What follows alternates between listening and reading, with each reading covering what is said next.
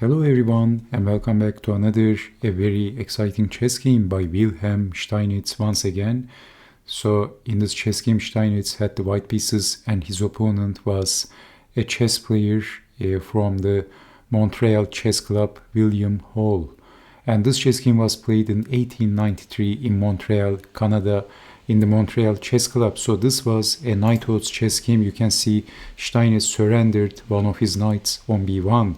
So e4 by Steinitz, e5 and bishop to c4. And technically this is not the bishop's opening. It is not counted as the bishop's opening because there is no knight on b1. But this was the bishop's opening, one of the oldest chess openings at chess. So knight to f6, attacking the e-pawn, and Steinitz is defending with the queen.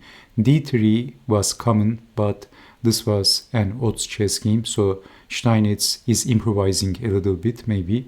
So knight to c6 and c3 defending on d4, so knight to d4 is not possible. Bishop to c5 and then f4, a logical move, d6.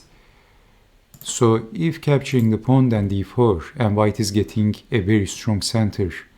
So this is slight advantage for white. I say slight because white doesn't have his knight. So still black has the advantage because white is a piece down.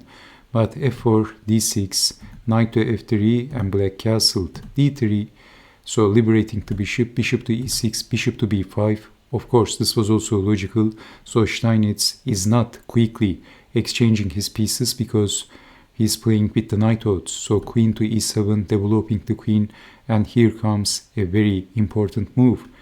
Sending the bishop back, so sending the bishop back to home. Bishop to d7 and then b4. And Steinitz is pushing his pawns. You can see that he starts to gain some important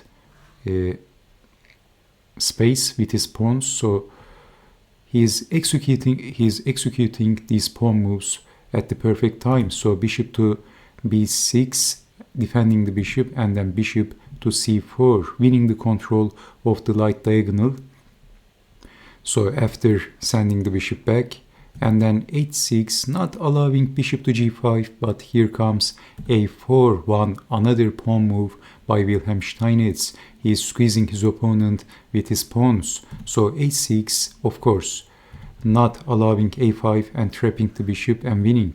So a6, rook to a2, a very aggressive idea by Steinitz. Maybe he even wants to sacrifice the g-pawn and then place his rook on the open file.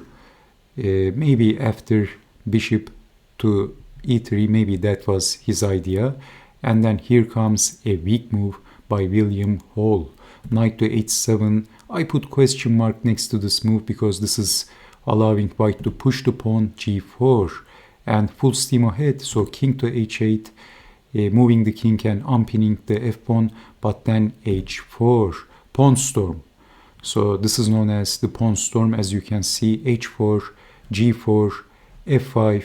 Steinitz makes too many pawn moves, which is usually not recommended, but masters knows, chess masters knows when to make those pawn moves. And these pawn moves are all looking logical, and white is squeezing black with his pawns. Steinitz is squeezing life out of his opponent with these pawns, and white is getting some valuable space advantage as well. So g6, and I put another question mark after this move, but you can see that these pawns are looking like a menace. It looks threatening for black, so white can also push the g-pawn, and then he is going to continue squeezing his opponent. So h4, and basically black understandably he wants to fight in the king side against these pawns, but then basically this is dropping the h-pawn. Bishop takes on h6 with attacking the rook. So after defending the rook, bishop back, and then would you take the bishop with the knight? Well, that would be a fatal mistake, so black played f6. But if knight takes bishop, well, capturing the knight with check, and if king to g7, pushing the pawn for king, and if king to g8, then queen to h2, and how to defend the checkmate. Actually, there is no sensible defense. So after bishop to g5, we have f6. And what would you do in this position? Can you guess the next move for white? Wilhelm Steinitz played a very strong move.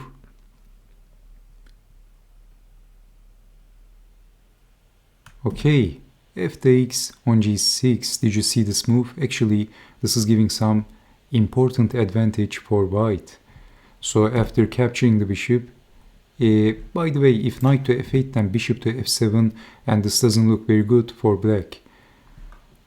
So after capturing the bishop, here comes h takes on g5, an interesting looking tripled pawn structure on the g file.